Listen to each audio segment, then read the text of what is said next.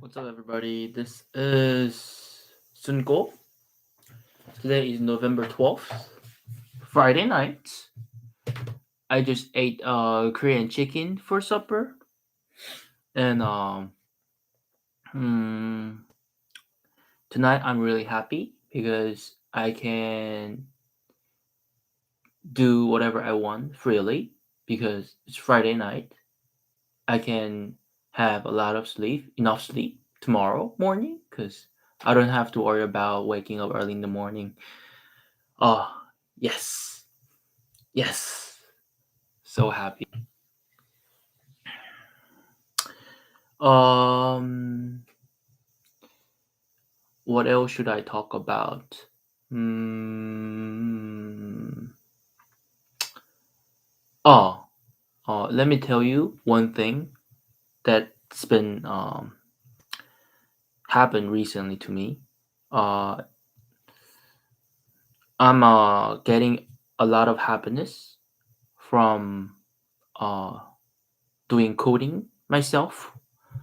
Uh, Coding that I do uh has mm, nothing to do with my work currently, but then it's going to be related sooner or later.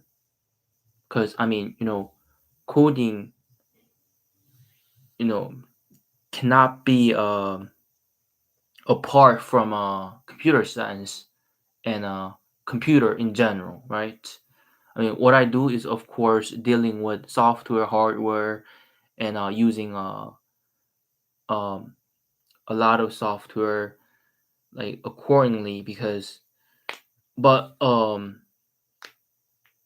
not like doing like coding and building app or web in my work. What I do is mostly related to use application. I mean the method of using it, and I tell these to people who doesn't know the way to do it, and that's where I get my happiness. Uh, but who knows? You know, most of my time before my work and after my work, like I look at a lot of YouTubes about coding, and I really really admire and I have great respect for people who who's has expertise in building something. Probably like deep in my mind, I have like this goal to make something one day, someday. You know, I'm like 33 right now, but then in the future, like 10 years later, or 20 years later, or 30 years later, who knows?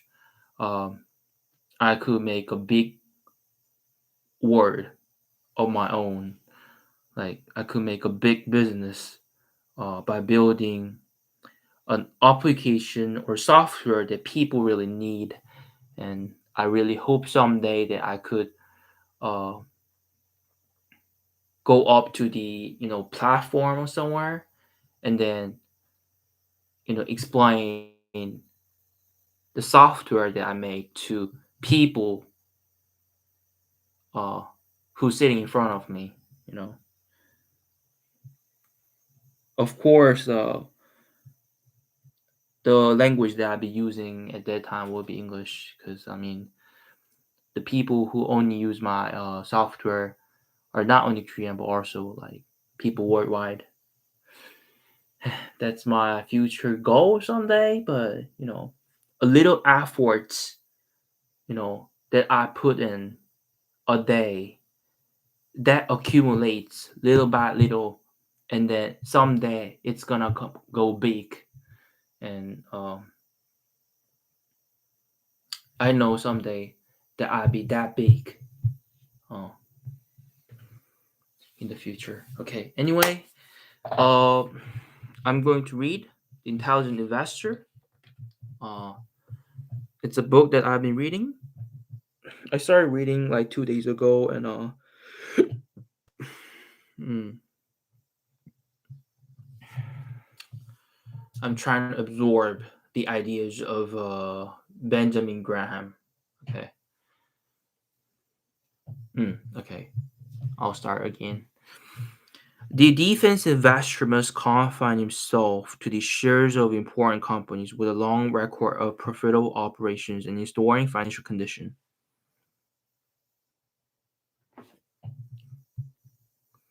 Investment versus speculation.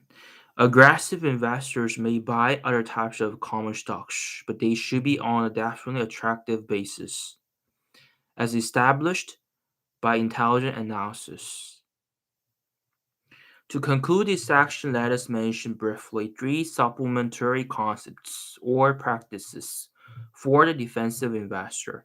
The first is that the purchase of the shares of well established investment funds as an alternative to creating his own common stock portfolio. He might also utilize one of the common trust funds or commingled funds operated by trust companies and banks in many states, or if his funds are substantial, use the services of recognized investment counsel firm. This will give him professional administration of his investment program along standard lines. The third is the device of dollar cost averaging.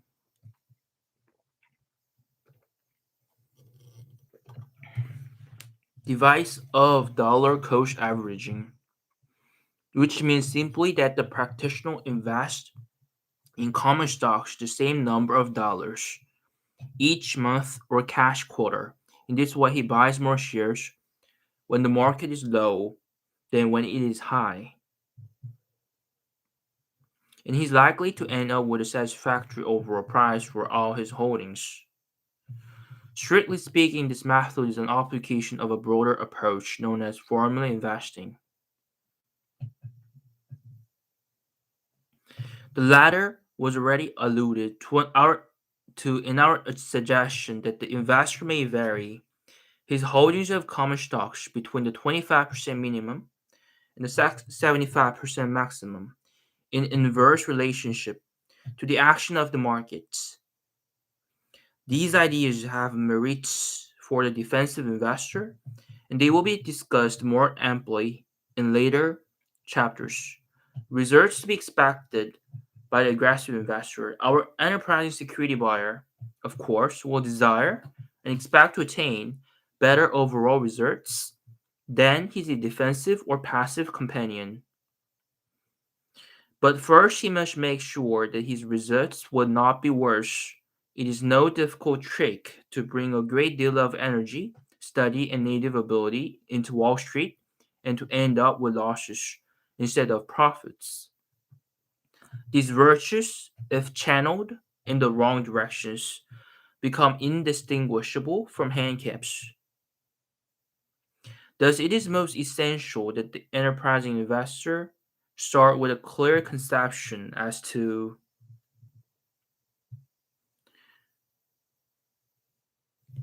professional by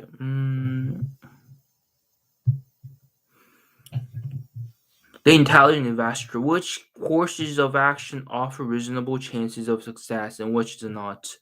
First, let us consider several ways in which investors and speculators generally have endeavored to obtain better than average results. These include trading the market. This usually means buying stocks when the market has been advancing and selling them after it has turned downward. Let us consider several ways in which investors and speculators generally have endeavored to obtain better than average results. The stocks selected are likely to be among those which have been behaving better than the market average.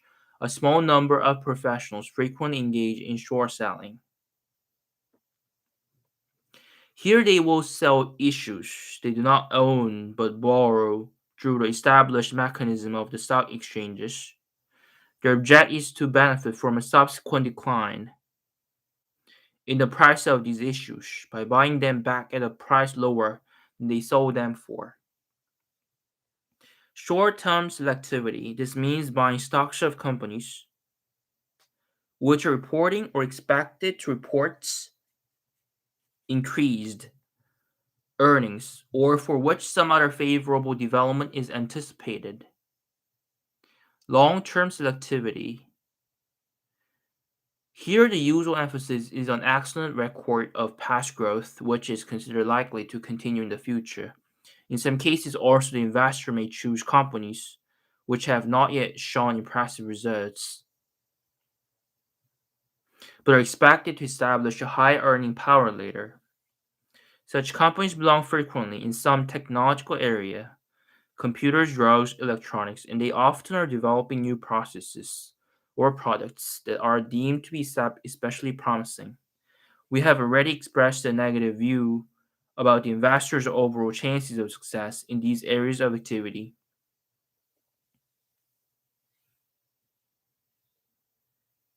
The first we have ruled out on both theoretical and realistic grounds from the domain of investments. Stock trading is not an operation which, on thorough analysis, offers safety of principle and a satisfactory return. More will be said on stock trading in a later chapter. Investment versus speculation 31st. In his endeavor to select the most promising stocks either for the near term or the longer future, the investor faces obstacles of two kinds. The first stemming from human fallibility, and the second from the nature of his competition. He may be wrong in his estimate of the future, or even if he is right, the current market price may already fully reflect what he is anticipating. In the area of near term selectivity, the current year's results of the company are generally common property on Wall Street. Next year's results, to the extent they are predictable, are already being carefully considered. Hence, the investor selects issues chiefly on the basis of this year's further results, or on what he is told he may expect for next year, is likely to find that others have done the same thing for the same reason. In choosing stocks for their long term prospects, the investor's handicaps are basically the same. The possibility of outright error on the prediction, which will illustrated by our airlines example on page 6, is no doubt greater than when dealing with near term earnings, because the experts frequently go astray in such forecasts. It is theoretically possible for an investor to benefit greatly by making correct predictions when Wall Street as a whole is making incorrect ones, but that is only theoretical. How many enterprising investors could count on having the acumen or profit gift to beat the professional analysts at their favorite game of estimating long term future earnings? We are thus led to the following logical, if disconcerting, conclusion. To enjoy a reasonable chance for continued better than average results, the investor must follow policies which are inherently sound and promising and not popular on Wall Street.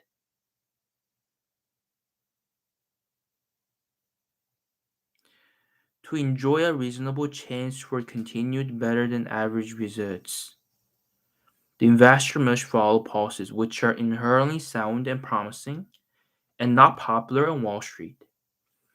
Are there any such policies available for the enterprising investor? Are there any such policies available for the enterprising investor? In theory, once again, the answer should be yes. Are there any such policies available for the enterprising investor? And there are broad reasons to think that the answer should be affirmative in practice as well.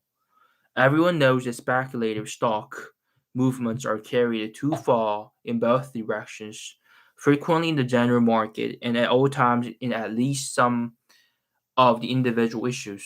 Furthermore, common stock may be undervalued because of lack of interest or unjustified popular prejudice. We can go further and assert that in an astonishingly large proportion of the trading in common stocks, those engaged therein don't appear to know, in polite terms, one part of their anatomy from another. In this book, we shall point out numerous examples of these. The intelligent investor. Discrepancies between price and value. Thus, it seems that any intelligent person with a good head for figures should have a veritable picnic on Wall Street, battening off other people's foolishness. So it seems, but somehow it doesn't work out that simply. Buying a neglected and therefore undervalued issue for profit generally proves a protracted and patience trying experience. And selling shorts, a too popular and therefore overvalued issue, is apt to be a test not only of one's courage and stamina, but also of the depth of one's. The principle is sound. Its successful application is not impossible, but it is distinctly not an easy art to master. There is also a fairly wide group of special situations which over many years could be counted on to bring a nice annual return of 20% or better, with a minimum of overall risk to those who knew their way around in this field. They include inner security arbitrages, payouts or workouts in liquidations, protected hatches of certain kinds. The most typical case is a projected merger or acquisition, which offers a substantially higher value for certain shares than their price on the date of the announcement. The most typical case, they include inner security arbitrages, payouts or workouts in liquidations, protected hatches of certain kinds. The most typical case is a projected merger or acquisition which offers a substantially higher value for certain shares than their price on the date of the announcement. The number of such deals increased greatly in recent years, and it should have been a highly profitable period for the cognoscenti, but with the multiplication of merger announcements came a multiplication of obstacles to mergers and of deals that didn't go through. Quite a few individual losses were thus realized in these once reliable operations. Perhaps, too, the overall rate of profit was diminished by too much competition.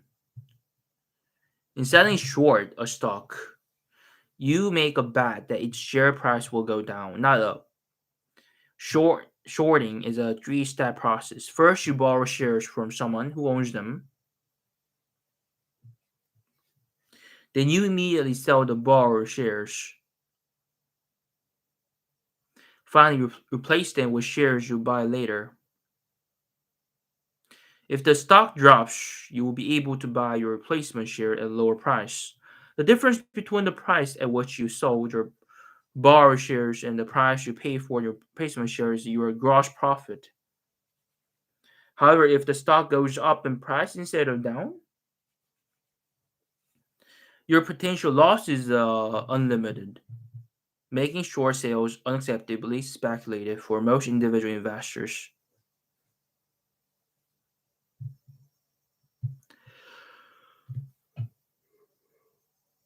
In the late 90s, as hostile corporate takeovers and leveraged buyouts multiplied, Wall Street set up institutional arbitrage dash to profit from any. Mm.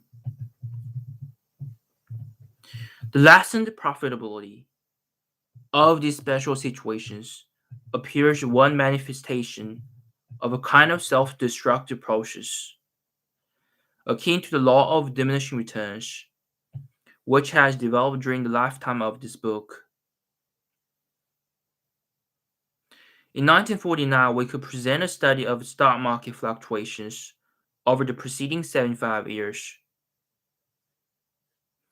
which supported a formula based on earnings and current interest rates for determining a level to buy the DGI below its central or intrinsic value, and to sell out above such value. It was an application of the governing maxim of the Rothschild. Buy cheap and sell dear, and it had the advantage of running directly counter to the ingrained and pernicious maxim of Wall Street that stocks should be bought because they have gone up and sold because they have gone down. Alice after 1949, this formula no longer worked. A second illustration is provided by the famous Dow theory of stock market movements. In a comparison of its indicated splendid results for 1897 to 1933 and its much more questionable performance since 1934. A third and final example of the golden opportunities not recently available. A good part of our own operations on Wall Street have been concentrated on the purchase of bargain issues, easily identified as such by the fact that they were selling at less than their share in the net current assets alone, not counting the plan account and other assets, and after deducting all liabilities ahead of the stock. It is clear that these issues were selling at a price well below the value of the enterprise as a private business. No proprietor or majority holder would think of selling what he owned at so ridiculously low a figure. Strangely enough, such errors in pricing these complex deals, they became so good at it that the easy profits disappeared, and many of these desks have been closed down. Although Graham does discuss it again, this sort of trading is no longer feasible or appropriate for most people.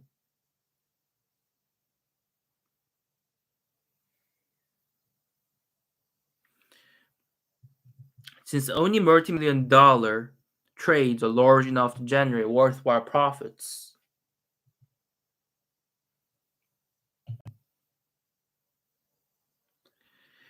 These issues were selling at a price well below the value of the enterprise. No proprietor or majority holder would think of selling what he owned at a ridiculous low figure.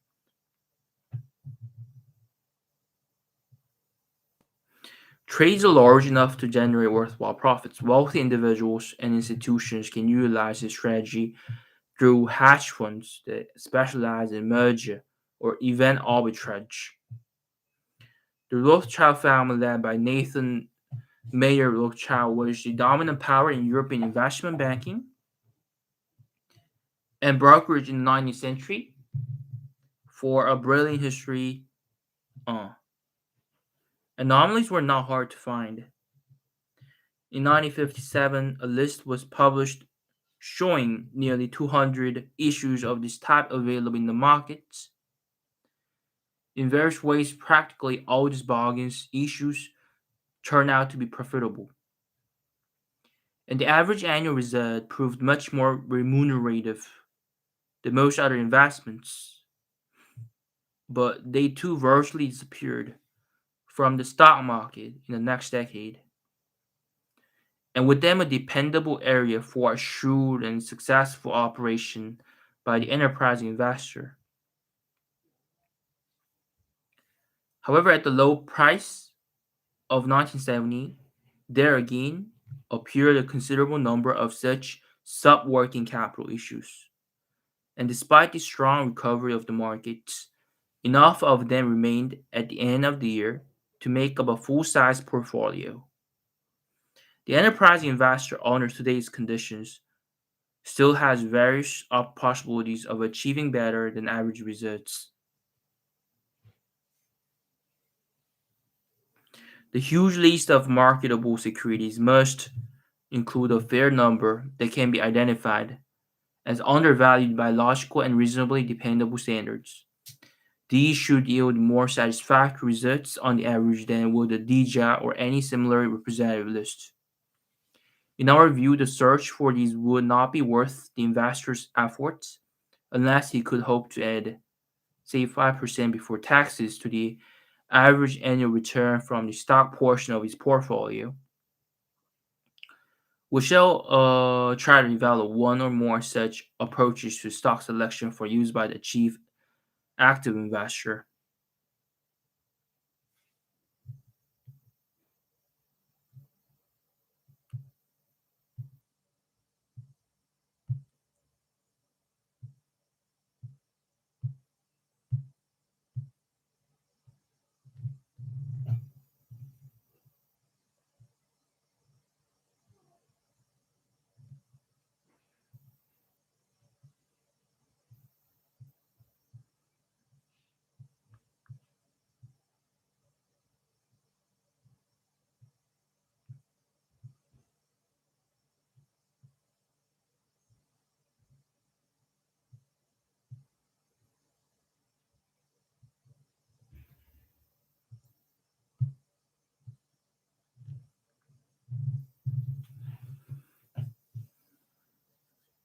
What kind of the rough analysis could justify discarding the stock with the single most attractive price and dividend, but keeping the four that score lower for those desirable qualities? How could putting 40% of your money into only one stock be a minimal risk? And how could a portfolio of only four stocks be diversified enough to provide safety of principle? The Foolish Four, in short, was one of the most cockamamie stock piping formulas ever concocted. The fools made the same mistake as O'Shaughnessy. If you look at a large quantity of data long enough, a huge number of patterns will emerge. If only by chance, by random luck alone, the companies that produce above average stock returns will have plenty of things in common.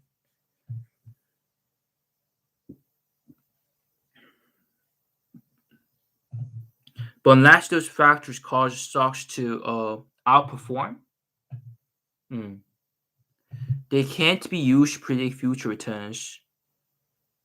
None of the factors that the multi-fools discovered with such fanfare, dropping the stock with the best score, doubling up on the one with the second highest score, dividing the dividend yield by the square root of stock price, could possibly cause or explain the future performance of a stock.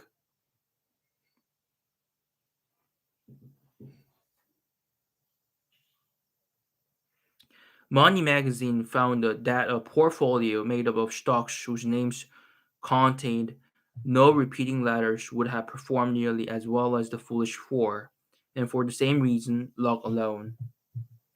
As Graham never stops reminding us, stocks do well or poorly in the future because the businesses behind them do well or poorly, nothing more and nothing less.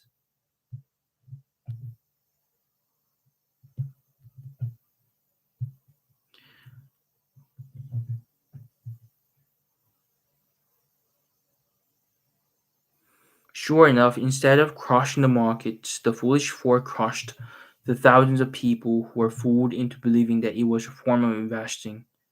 In 2000 alone, the four foolish stocks, while the Dow dropped by just 4.7%. As these examples show, there's only one thing that never suffers a bear market on Wall Street: dopey ideas.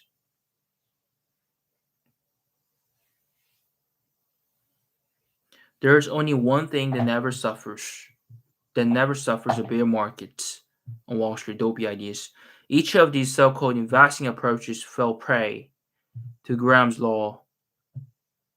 All mechanical formulas for earning higher stock performances are a kind of self-destructive process, akin to the law of diminishing returns. All mechanical formulas for earning higher stock performances are a kind of self-destructive process, akin to the law of diminishing returns. There are two reasons that the returns fade away. If the formula was just based on random statistical flukes, the mere passage of time will expose that it made no sense in the first place. On the other hand, if the formula actually did work in the past, then by publicizing it, market pundits always rolled and usually eliminate its ability to do so in the future.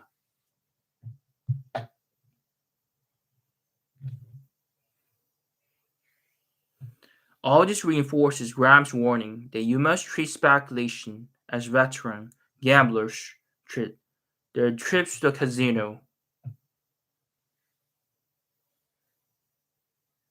You must never delude yourself into thinking that you are investing when you're speculating. Speculating becomes mortally dangerous the moment you begin to take it seriously. You must put strict limits on the amount you are willing to wager. Just as sensible gamblers take, say, $100 down to the casino floor and leave the rest of their money locked in the safe in their hotel room, the intelligent investor designates a tiny portion of her total portfolio as a mad money account.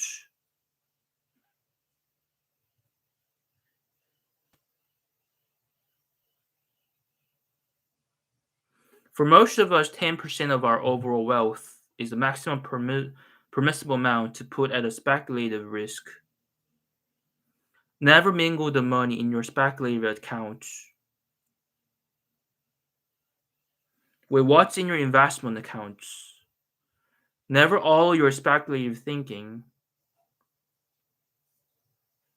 to spill over into your investing activities. And never put more than 10% of your assets into your mad money account, no matter what happens.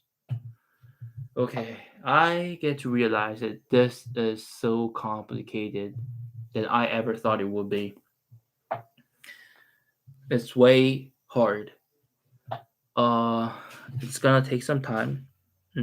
I know it's gonna be really tough, but I may promise myself that I'm going to do it and I'm going to um finish it. Mm. Anyhow, uh, tonight this is it, and I'm going to see you on Monday, or if chances are met, on Sunday night. Okay? Bye bye.